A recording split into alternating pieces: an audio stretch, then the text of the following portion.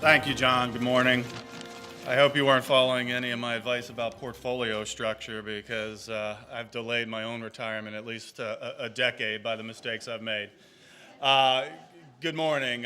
Boy, this has been some kind of times we live in here. The political cycle synchronizing with the business cycle, creating just a really historical period, not just in the United States, but as John mentioned, around the world. And you know, this election was about hope and change for me, and I'm sure it was for many of you. Well, go ahead if you want to, but you might want to wait till I finish. When I casted my vote, I was very hopeful that the candidate I had selected would win, but that changed by the end of the night, and we have Barack Obama as president-elect. But I still think it's about hope and change for me because I am hopeful that the platform that he's laid out, and particularly as it pertains to trade, I'm hopeful that that will change and that he will temper some of the positions that they've laid out. And I'll tell you why in just a second. I want to talk about, first of all, the notion of decoupling, which you may have heard discussed over the past year and a half. And then I want to talk a little bit about the linkages between the U.S. economy and the rest of the world, both in the trade of goods and services, as well as the flow of financial assets between countries.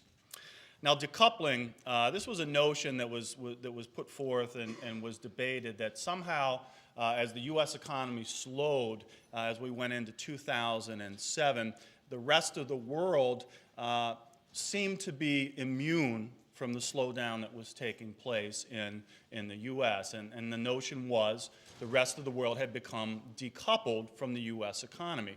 Historically, it had been the case that the U.S. was looked at as an engine of growth. As the U.S. economy grew, it pulled the rest of the world along with it, like a train, like a locomotive pulling the cars behind it. And there was some validity to this because many countries in the world, particularly the developing world, depended upon exports to the U.S. economy to help drive their own. So if the U.S. economy slowed down, we imported less. That hurt those countries' exports, and it slowed their economies in concert. Well, as I mentioned, when we went into 2007, the U.S. economy was clearly being afflicted by the housing slowdown and had slowed in a pronounced manner. But the rest of the world seemingly wasn't following suit. And The Economist, which is, I think, a great magazine, on March 6th of 2008 wrote an article, and I just want to read a quick excerpt from it. "Decoupling is not a myth. As America's economy struggles to stay aloft, the developing world is learning to spread its wings." Let me read you a quote from the same magazine on September 18th of 2008. "So much for decoupling. In the wake of Lehman Brothers' failure, emerging markets have suffered one of their biggest sell-offs in years." So decoupling, is it a myth? In part. I think the nature of the connections between the U.S. economy and the rest of the world have changed. I think the U.S. is no longer the sole engine pulling along the train of the world's economies. I think there are some other engines in the mix now that can help bear that burden. But it's very clear that the linkages between the U.S. and the rest of the world are still critically important. And decoupling has not manifested itself in the way that some people were proclaiming that it had as we started this year.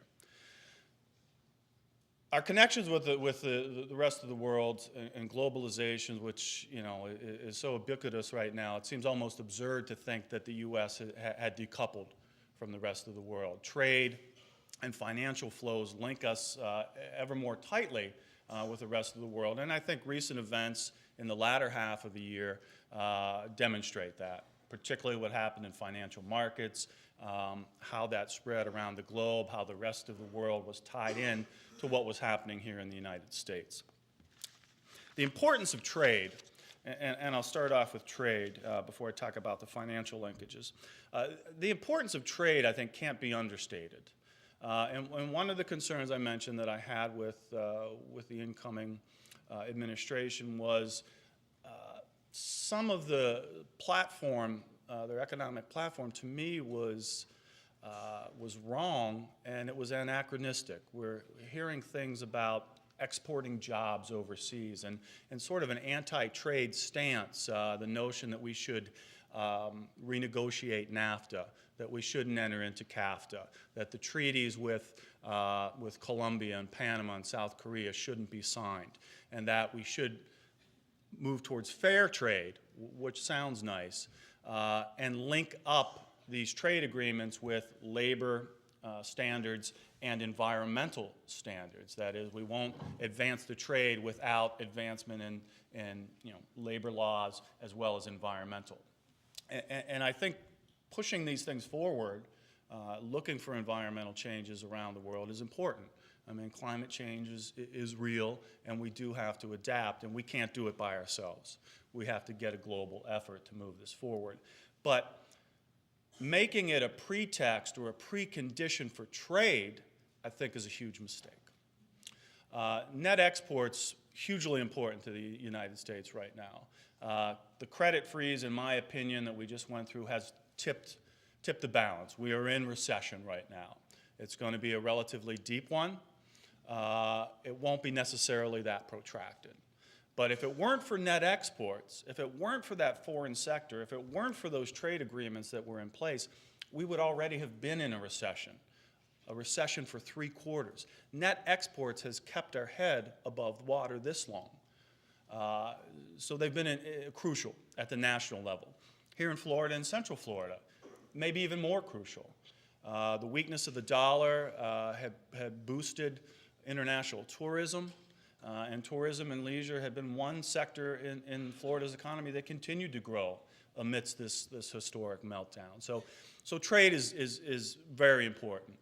And I think we need to push forward on trade agreements. I don't think we need to have these precursors or preconditions for doing it. I think these can be separate initiatives that are advanced together. The notion that children should go to school around the world and they shouldn't work, I mean, I think that at least emotionally makes sense. But I lived overseas for 2 years. I spent 2 years as a professor at the American University in Cairo, and it opened my eyes.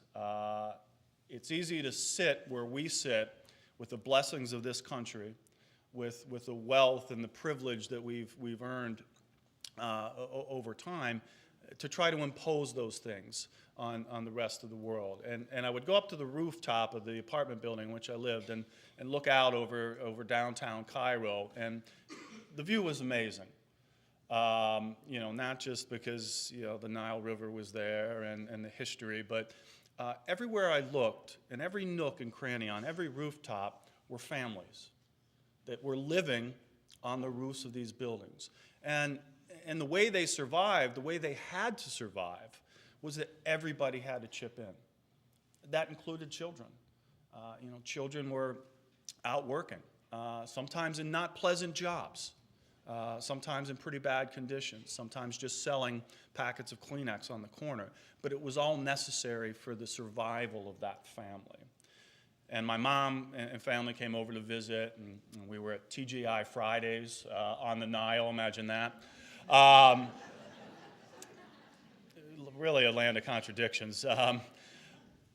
And I always said, I'm either going to get run over by the latest Mercedes model or a donkey cart. One of those two things is going to plow me over. Fortunately, that didn't come to pass. But, it was 10:30 at night. Nightlife starts a lot later over there. And a little child came up to us selling us necklaces of jasmine. And I could see my mom starting to well up her eyes. And she's like, doesn't she have to go to school tomorrow? And I was like, Mom, no, she doesn't. She has to make a couple pounds so that her family can eat tomorrow. I want to keep that in mind. I don't want to force that girl to be pushed into school in an overcrowded classroom that's not necessarily going to advance her status in society or help her family get along. I think if we help those economies to grow with economic growth, you get some of these luxuries.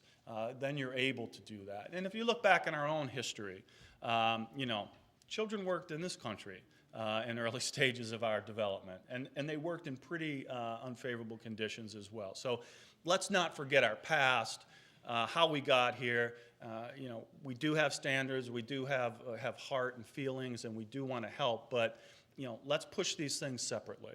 And that includes environmental initiatives as well. We can't just impose those. I mean, we're wealthy enough, I think, to afford a lot of them. There weren't too many catalytic converters on the Lada, 1960 Lada cars that were putting around the streets of Cairo. And forcing that on people that don't have the money to do it, I think, is hypocritical. So I want to make that statement, and let's advance these as separate things. Let's not make trade, which can help lift up these countries and benefit ourselves, let's not make this a precondition of some of these other things. Let's advance them separately. We all agree that they're good, they're worthwhile, but let's not damage those linkages, those trades that can help, I think, ultimately foster some of these other goals. So trade's important, and I think we need to move forward. But we're not only just linked to the rest of the world through the goods and services that we buy and sell to them. Financial linkages, I think, perhaps, are even more important. And in August of 2007, when the first wave of the subprime meltdown sort of hit the fan, we saw that. It wasn't just the US that suffered, it was Europe and Asia. Central banks around the world had to react when these mortgage-backed securities started to default and there was concern about their value. These things were spread all over the globe, and there was a clear impact of what was happening here in the US housing market and the rest of the world. Foreign exchange markets, each day, the turnover is around $3 trillion. Huge. These are huge markets. Stock markets. What happens in the US? We go down 800 points. The next morning, what happens in Asia? What happens? It's like a row of dominoes. That doesn't look like decoupling to me. That looks like pretty tight, pretty integrated financial markets. And I just want to point out one fact here to me that's completely eye-opening. In 1984, this was during the Reagan administration, policies not unlike the Bush administration. We had, at that time, it was a Cold War going on. Coupled that spending for that war with tax cuts, and voila, you get record budget deficits. Well, during that time, and when the government spends more than it takes in taxes, it has to borrow money to do so. It issues government bonds to pay for the difference between tax revenues and expenditures. So in the 1980s, there was a lot of talk about the crowding out of budget deficits, how deficit spending by the government prevented private investment from taking place. Why? Well, when the government had to borrow, it was competing against firms or households that wanted to borrow as well and bidding up interest rates. And so when you have record deficits, that means you're issuing record amounts of bonds. And in 1984, the interest rate, I'll stop hitting that mic eventually, the interest rate on a 10-year Treasury bond was between 13 and 14%. In 1984, the percent of outstanding government bonds which were owned by foreigners was 22%. Okay? Let's zoom up here. This data is from June of 2007, so back in another deficit situation, record deficits being run up, tax cuts coupled with war, that'll do it. 57% of outstanding bonds are held by foreigners today. China and Japan alone hold about $1 trillion worth of US government bonds. What's the interest rate on a 10-year Treasury been lately? Between 4 and 5%. So between 4 and 5% today, between 13 and 14% in 1984. 22% of outstanding bonds were held by foreigners when interest rates were high. 57% were held by foreigners when interest rates were low. Those funds that are coming in from around the world have kept interest rates low in the US economy. There's no doubt about that. Those flows are critical. So when there's chest thumping about imposing trade sanctions on China because trade is unfair, let's not forget the $400 billion worth of US government bonds that China has purchased to ensure that they continue to have those export markets here in the US.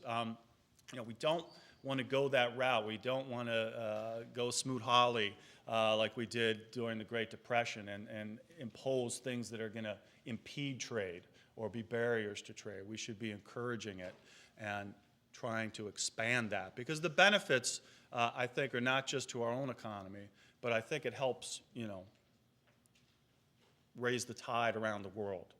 I think other countries benefit, and I think that's the way. If we are citizens of the world, if we are taking this change in stance where we're reaching out to the rest of the world, let's not do it by making it more difficult for them to engage our economy in terms of trade and in terms of the flows of financial assets.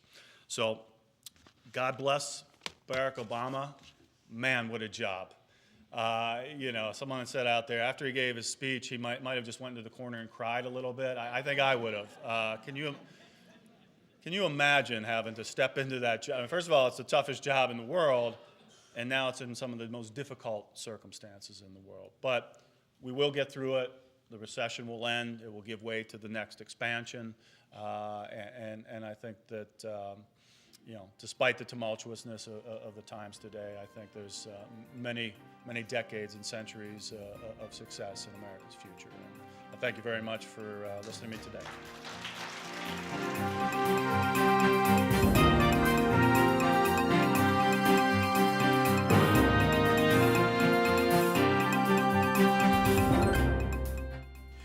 Thank you and good morning. I am Doug Inkley, and I hope you will approve this message.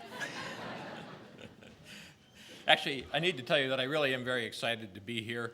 I spent 10 years at a university myself. Some people say I'm a slow learner. Fortunately, I had a PhD by the end of that, so perhaps I wasn't as slow as some people thought. And it's wonderful to see the young people here and some of the older people here. After all, we are students throughout our entire lives, and so I'm thrilled to be here. I must admit that I was a little bit wary when I went to bed on Tuesday night, because I was remembering the events of 8 years ago. And when I woke up in the morning, I wasn't really sure if Barack Obama was still going to be the president-elect, as I had heard when I went to bed. And you know exactly what I'm talking about, especially here in Florida. But I want to let you know that the essence of my remarks are really the same, no matter who had been elected. What was remarkable about this particular presidential campaign was that an environmental issue, global climate change, was front and center for both major candidates. This is, or it was, as it should have been. Both candidates recognize that global climate change is an issue that our nation must address. And I appreciate National Wildlife Federation appreciates that both candidates thought that this was an important issue. Senator John McCain, in true maverick form, he did break from the Bush administration on global climate change. Senator McCain knew that the science was irrefutable. He knew that the problem is serious, and he knew that the United States must be a world leader in addressing the global climate change crisis. In fact, I can tell you that Senator McCain, when he was several years ago, led a bipartisan effort with Senator Joe Lieberman to draft legislation that would put in place a cap-and-trade program to address the climate change issue. That program that he was supporting and trying to push into law would have reduced the United States global warming pollution by about 60% in the decades ahead. It would have provided incentives for United States industries to develop alternative energy solutions. And it would have invested in the conservation of our nation's great natural resources that are already being affected by climate change. Although that climate change legislation ultimately stalled, and later versions of it stalled in the Senate this year, McCain's leadership and courage in drafting early versions of what was later renamed the Climate Security Act laid the groundwork for our nation to recognize the absolute urgency of addressing the climate change issue. Senator Barack Obama also understood the urgency of addressing the climate change issue, and he endorsed the Climate Security Act. And note the words that President-elect Obama spoke on Tuesday night, and I quote here, "We know the challenges that tomorrow will bring are the greatest of our lifetime. 2 wars, a planet in peril, the worst financial crisis in a century." So clearly, President Obama understands the seriousness of climate change, that it is indeed putting our planet in peril. He understands that. So what would I say to President-elect Obama about climate change, which is what I was invited and asked to do? So to do that, I want to briefly touch on 3 areas. First, I want to review the accomplishments of several of the nation's greatest presidents, and this will put my remarks in perspective. Second, greatest conservation presidents, excuse me. Second, I want to briefly examine what is at risk from global climate change. And finally, I do want to lay out what I think the climate change agenda should be for President-elect Obama. Fortunately, our nation has been blessed by a number of great conservation presidents. I'm only going to name a few of them. One of them was Abraham Lincoln. Now, certainly, the actions of Abraham Lincoln in the Civil War were key to what happened on Tuesday. But did you know that Honest Abe also authorized the establishment of the National Academy of Sciences? Probably didn't know that. That National Academy of Sciences is today the world's foremost scientific body and is renowned for its scientific investigations and integrity. Along with the Intergovernmental Panel on Climate Change, the National Academy of Sciences has played a key role in climate change science. Theodore Roosevelt, probably not surprised that I mentioned him. He's probably known as the greatest conservation president that this country has ever seen. TR set aside some 150 million acres of lands, of forests,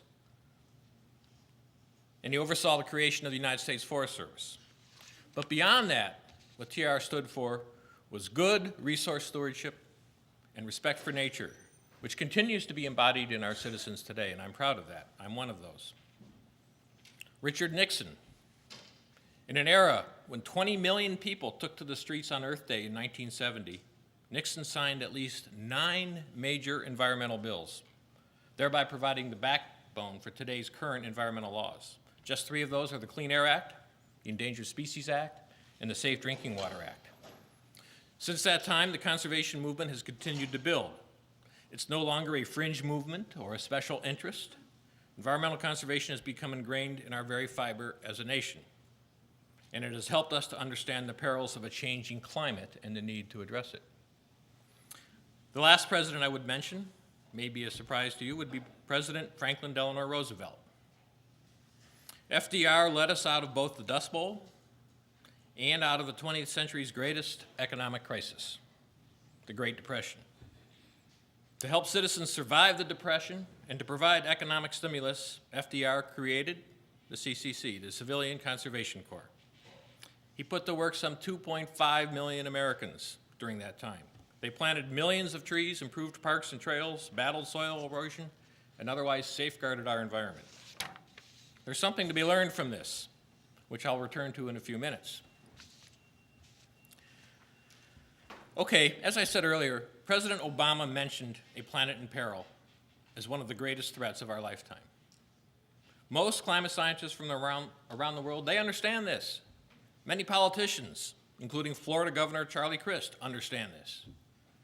And the 2008 Gallup poll shows that 61% of the United States citizens believe that the effects of climate change have already begun. So the majority.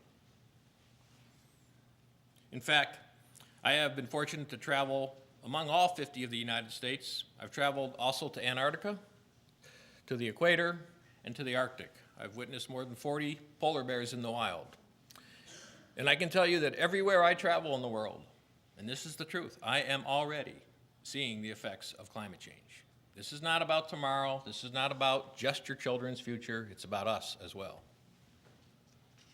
Do you think I'm giving a stump speech? So let's face it, climate change is real. Continuing to debate whether or not climate change is real and what is causing it is, quite frankly, disingenuous. Instead, we need to focus on the risks of climate change and the solutions. So here are 5 reasons how or why climate change puts our planet in peril. Much of the global warming pollution we release today, especially carbon dioxide, remains in the atmosphere for decades, all the time contributing to global warming. So the actions we do today, either to put more CO2 into the atmosphere or less CO2 in the atmosphere, will have implications long into the future. Second, within the lifetime of a child born today, for those of you that are of childbearing age, your children, some 20 to 30% of wild plants and animals are expected to be at an increasingly high risk of extinction just because of global warming or climate change. One need look no further than the polar bear to understand that. Number three, climate change is likely to be the single greatest threat to the continued well-being of the natural resources upon which we all depend, not just wildlife, but all natural resources. Clean, plentiful water, abundant wood products from healthy forests, and diverse food resources that sustain all of us. To understand this threat, we need to look no further than the massive western forest die-offs and subsequent catastrophic fires that have occurred. These were brought on by pine beetle epidemics. Well, what brought on the pine beetle epidemics that led to the forest dying that led to the catastrophic fires? What brought on the pine beetle epidemics was the absence of cold winters. The beetles were able to survive and live into the next year and have additional generations as well. And so even though that was a natural species, the pine beetle, now its dynamics had changed because the climate has changed, and it is causing the landscape of our western United States to change and having ecosystem-wide impacts. Number four, former World Bank chief economist Sir Nicholas Stern completed the most comprehensive economic review of climate change to date. And in that, he concluded that global warming could reduce the world's economic output, the gross domestic product, by between 5 to 20% if we don't address the issue. You know, we don't need to look any further than the current economic crisis to understand the absolutely devastating impact that a 5 to 20% decline in the gross domestic product would have on the world. And number five, climate change is causing changing weather patterns with more severe weather extremes, thereby placing natural ecosystems and human lives around the world at risk. Again, we don't need to look any further than Florida to see examples of this. Coral bleaching, stronger hurricanes, sea level rise. These impacts are real, they are present, and they are now. So clearly the threats are many, and the question is no longer, is climate change real, and are we the cause of it? We know that climate change is real. We know that society's global warming pollution is the principal cause of climate change. We know, as Barack Obama said, that the planet is in peril because of climate change. So we must now ask the real question, what are we going to do about climate change? What should President-elect Obama do about climate change? Which is really what I was asked to say. So here is what I would say to President-elect Obama. Well, thank you, Mr. President, or Mr. President-elect, for asking for my recommendations on saving a planet imperiled by climate change. As you have already declared, and I agree with you, now is the time for climate change leadership and action in the United States. Well, it's always tempting to tell people what they want to hear, but our citizens must be told what they need to hear, whether it's about the economy or climate change or national security or whatever. They need to be told what they need to hear. What they need to hear about climate change is that we must address this problem now. And there are two major objectives that I believe that you, as the president, should accomplish. One, the first one, is that by the close of the year 2009, secure a global agreement to reduce global warming pollution by 2% or more annually. It's a tall order, like a lot of the orders he's going to be getting. The problem is global, and it cannot be solved without a global agreement. To do this global agreement, the United States needs to lead the way by reducing our own emissions. We are 4 or 5% of the population of the world, and we are responsible for some 25% of the global warming pollution that is put into the atmosphere. We must lead the way. We must provide United States assistance to developing countries to avoid deforestation and withstand the stresses of flooding, drought, and disease made worse by climate change. We need to help developing countries install clean and green, if you will, power sources and energy-efficient technologies. Those can actually be very economical, done correctly. We should eliminate international subsidies from the United States and from the World Bank for coal and other greenhouse gas-intensive installations around the world.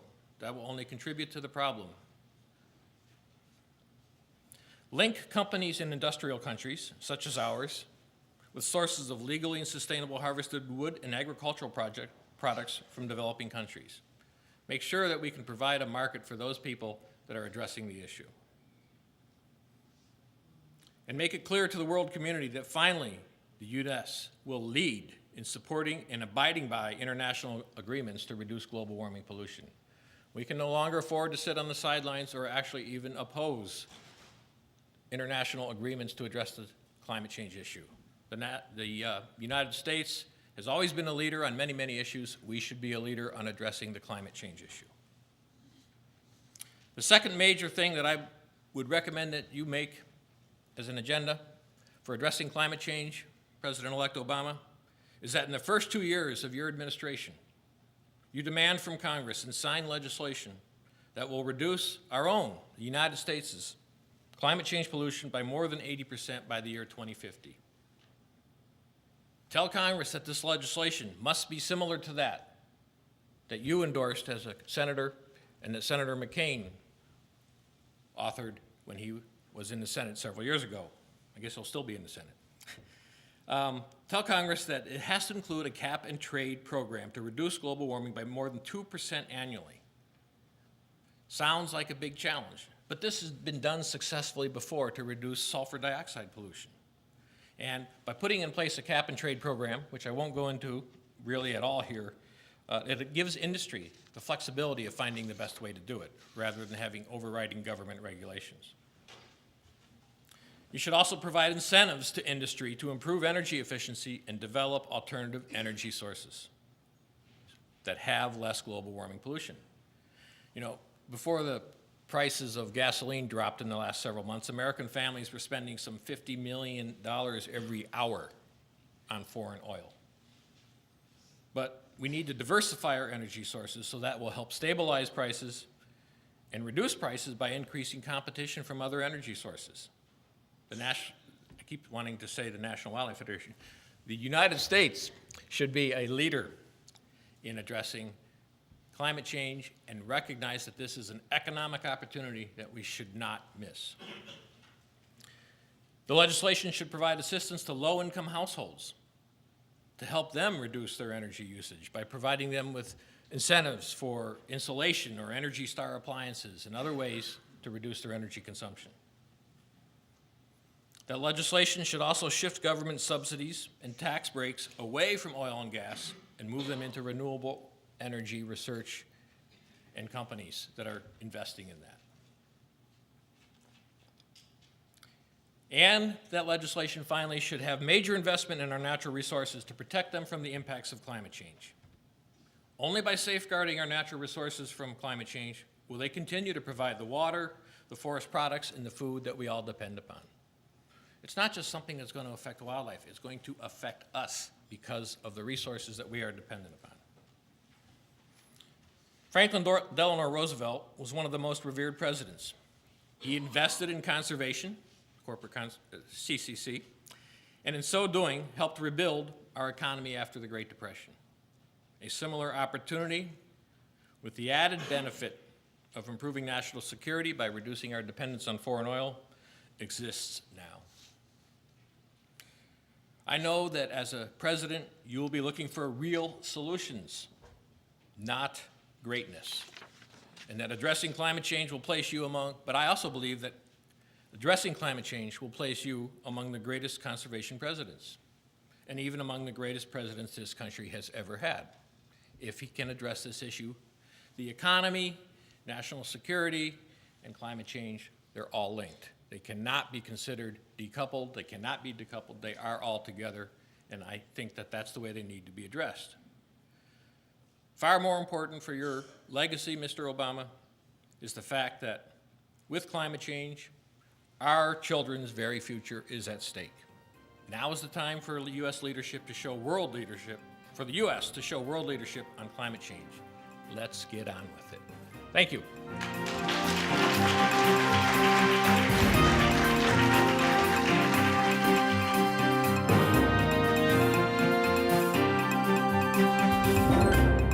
Can you all see me? Even when I go to a restaurant, I need a high chair. Good morning. It's a pleasure to be here. I am really glad that this student union and the sponsors, whoever organized this event, thought of me and inviting me to take this stand to speak to you on the question of human rights, human trafficking. Because we all know that some of us does not believe slavery exists today. We do not, when we talk about slavery, I know it's a depressing subject, and you might wonder, why do we have to talk about such a depressing subject in a beautiful day like this? Human trafficking cannot exist without slavery. Now, my presentation is going to take a different tone because I'm going to speak to you in a personal, emotional level. And before making you all emotional, I want to make you laugh. And Doug kind of influenced me to share this story with you. His presentation in the beginning, the comment he made about age. Well, one of the speakers in some time back, a Jesuit mystic, in one of his presentation about waking to life, shared this story. He said this father walked over to his son's bedroom and knocked on the door and said, "Son, wake up. It's time to get up. It's time to get up and go to school." The son replied and said, "Daddy, I don't want to go to school. School is so boring. I hate school. People make fun of me." Then the father said, "I'll give you 3 good reasons why you should go to school today, why you should wake up today. 1, because you're 45 years old.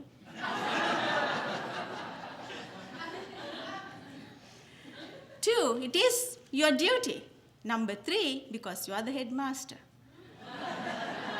Wake up." And this is what I want to do, wake you up, because the world is asleep.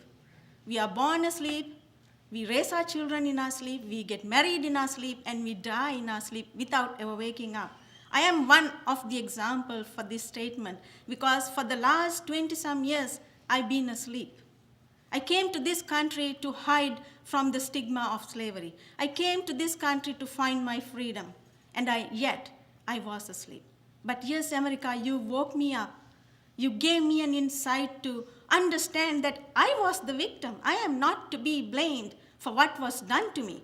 What happened to me was not an unfortunate incident. It was a crime against humanity. So when I woke up, when I saw that what has happened to me is happening to so many other women and children throughout the world, I knew that I was being one of the perpetrators if I remain silent, if I do not come out of my hiding and share my story with anyone who would listen. So here I am taking this stand to do the one thing that I didn't want to do, the one thing that I wanted to hide from. My only crime was wanting a better life for my son. I was young, a naive young mother, very poor, brought up in Sri Lanka, born in Sri Lanka. I took a job as a housemaid to go to Lebanon and work as a housemaid to make money. The agent gave me good picture. It was like winning a lottery. He said, "I will pay you 2,000 rupees per month, and your airfare will be free, your lodging and room, everything will be free. When you come back, you will have all this money. You can start your own business." I thought I can build a home, not only to my son, for myself, but to my parents who had taken care of me. I was 23, still living with my parents. So I took the job thinking this is my ticket out of poverty, my ticket to give a better life to my child, a better life than I had. We were living in a shack. There's no cement on the floor. the roof leaking, snakes, spiders, all crawling around the yard. And this is the life I'm going to give to my child? Is it a crime for me to want more? I went to Lebanon. At the airport, I was picked up by an agent who took my passport away even before I left the airport.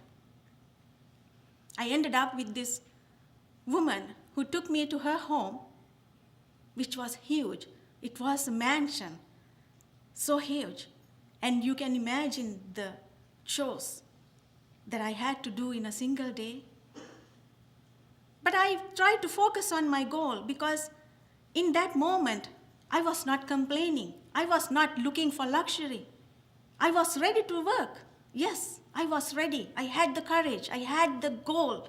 So I focused on my goal. I thought, this is what I signed up for. This is the life I can have.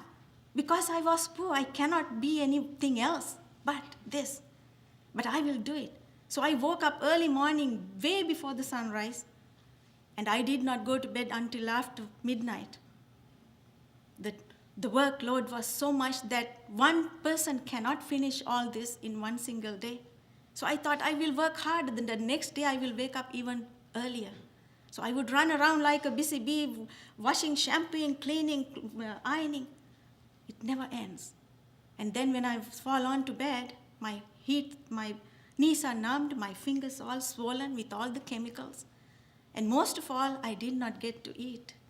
When she did serve my plate, when my employer did serve my plate, it was the leftovers. And eventually, as the days went by, she conveniently forgot to serve me anything at all. So one by one, my rights were taken away from me. I was locked in. I cannot write to my parents or receive anything from my parents. So my parents didn't know what happened to me ever since I left my home. I was missing my son, but I had no way of knowing what was happening with him. I could not speak to anyone. The telephones were locked. The doors were locked. They did not let me go out. And eventually, she started to beat me up. Now I am working 24/7. I am starving, and I've been beat up. The beating started when one night I woke up crying because I was missing my son. He was only 3 years old. And I had a nightmare. So it was time to start my day, so I was brushing my hair in front of the mirror, singing a lullaby that I would sing to him. And I did not see the woman walked into the room, took the brush out of my hand, and started hitting me. And I didn't know why she was hitting me. I had tried to do everything right. So I kept asking her, why are you hitting me? Why are you hitting me? But she did not stop until the brush broke in her hand, and I was bleeding. Then you know what she said? I give you shelter, I give you food, and this is not the way to start your day. If I ever catch you crying again, I will kill you. And now, my right to cry in my own space was taken away from me. Ever since that day, she started beating me with whatever she could get her hands on: brooms, mops, chairs, knives, pans, pots, anything. And sometimes she would grab my hair, pull me by my hair, and walk me to the wall and bang my head on the wall. And I was getting weaker. My strength was draining, my faith was draining.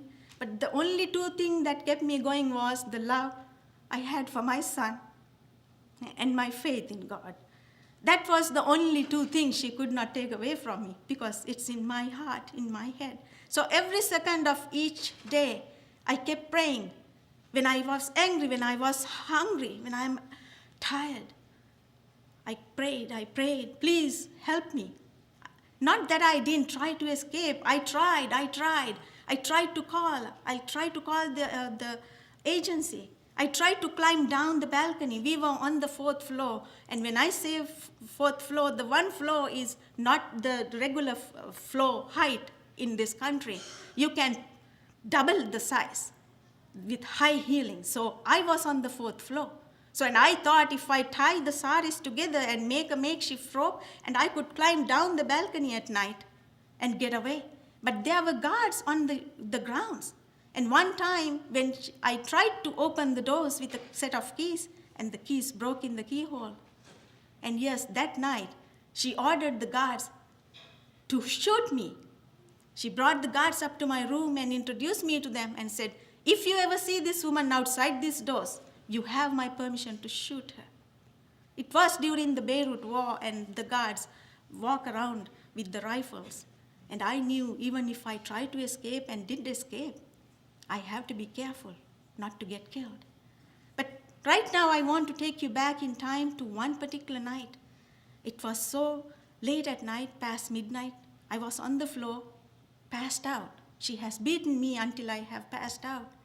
I was slowly regaining my consciousness, and I can taste the blood in my throat and this pounding pain in the back of my head.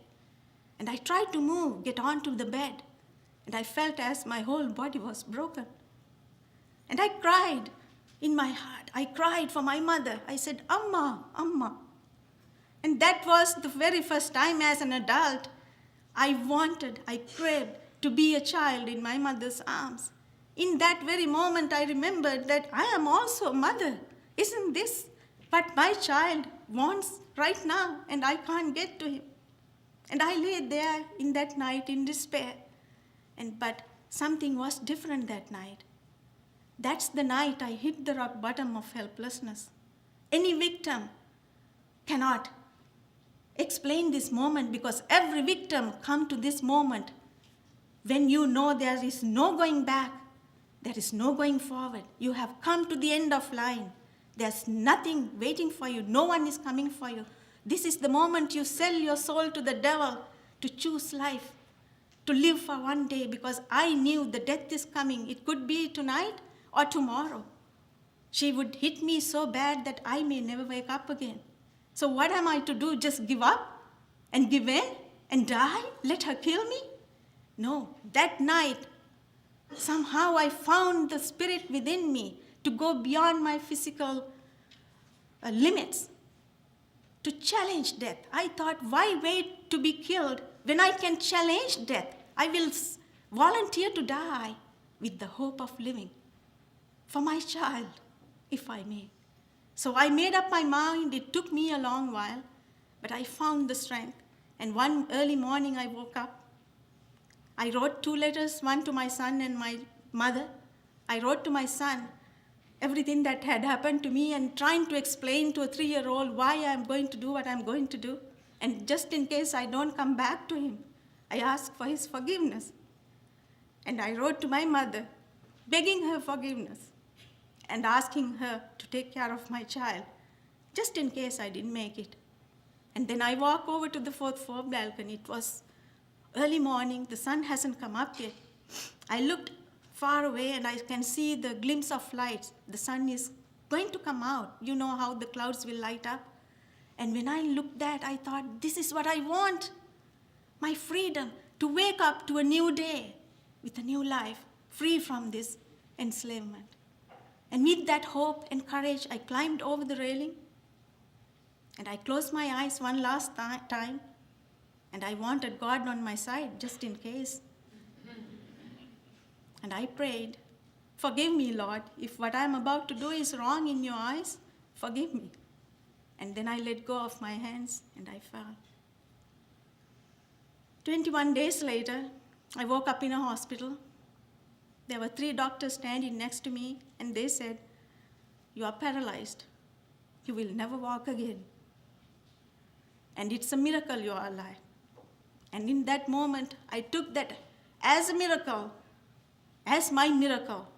And I promised myself, and I laughed through my tears. My body was going into a shock, but I told the doctors, I've survived. I've survived. And I am going to walk again.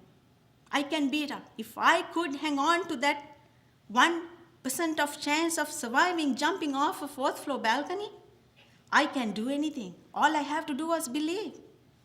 Barack Obama proved that. You have a dream, you believe it. If his parents and grandparents didn't do what they did, he would not be there today. So today, this is just my story, just a story of one victim who found the courage Can you guarantee that all the 27 million who are in slavery today will find the same courage? Can you guarantee that? And all that 700 to 800,000 people who are trafficked throughout the international borders, do you think, can you guarantee that they will not be enslaved and will end up dead and will jump off a fourth floor balcony and will survive? And you think this is not subject for you to talk about? This is something that government should worry about? Or is this something that only the minorities or the culture issue that they should worry about? No, my friend. You are the members of human family, and they are your children. We are your children. You are my parents. And this is happening here in this land of freedom, not only to the outside people, not only to the other cultures. Your little children who are homeless, the young teenagers who run away from home, do you know what's happening to them? Today there is a market right here in America for the age between 11 and 14-year-old. There are people, the traffickers who have recruited people, they are called lover boys, to hang out near the schools, to befriend these young women and pretend to fall in love with them and trick them and work their mind to run away from them. Once they move them from one town, their hometown, to another town, they are forced, they are raped, they are drugged, and sold into slavery. So slavery still exists in different forms. Foreign employment, adoption, marriage. Do you think when you hire a laborer to do your roof, they might be victims of human trafficking? The maids who do make your beds in the hotel, the waitress who serve you food or cook your food in the restaurants, the people who are working in agriculture industries, farms and fields, these are all could be victims of human trafficking. So all we have to do is wake up, keep your eyes open, keep your ears, listen, and find out more about it. Get together, join your hands. You are so fortunate to be in this country because you have the freedom, you hold the freedom in your palm. Don't enjoy it all by yourself. Help, make a statement, take a stand, fight, and join an organization and try to save this world for your children and their grandchildren from the beast of slavery. Thank you.